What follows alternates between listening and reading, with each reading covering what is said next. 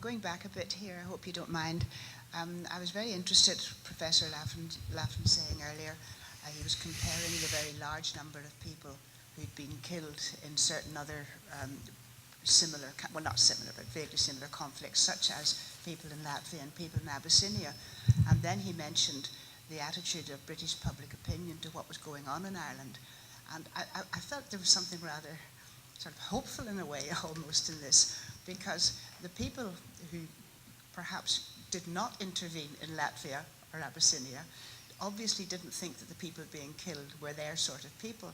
Whereas by that stage in Great Britain, because public opinion was swinging against the government in this, it rather makes you feel that perhaps for the first time there was a fellow feeling between public opinion in Britain and the Irish. I wonder, am I just trying to read some good news into that or not? Well, anti-Irish elements, such as the Times newspaper, deeply critical of Ireland, was also deeply critical of the Lloyd George government. You didn't have to be sympathetic to Irish nationalism or nationalists to be appalled by what happened. Now, Balbriggan was mentioned. Balbriggan was a small incident compared, say, to Cork, but it did have one terrible disadvantage from the point of view of Dublin Castle and the Crown Forces.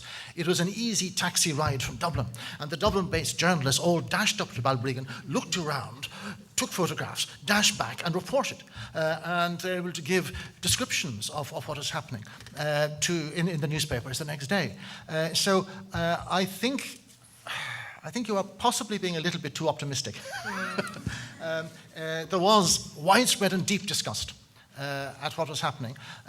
On the other hand, some people who were deeply critical of Lloyd George, such as Stanley Baldwin, for example, who voted against him, helped bring him down in October 1922, and very shortly afterwards became Prime Minister. He was deeply opposed to Irish nationalists. He referred to Sinn Féiners as assassins. They stabbed us in the back during the war.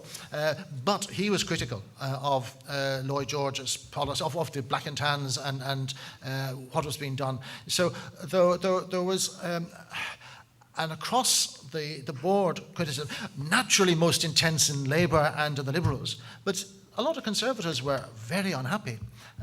Most of the senior members of the Church of England, bishops and so on, were Conservative by instinct and background, and they were often highly critical of what was being done. So I think it speaks much for the admirable democratic and humanitarian traditions in British public life, that there was so much criticism of British policy towards people who were regarded by and large as bad guys.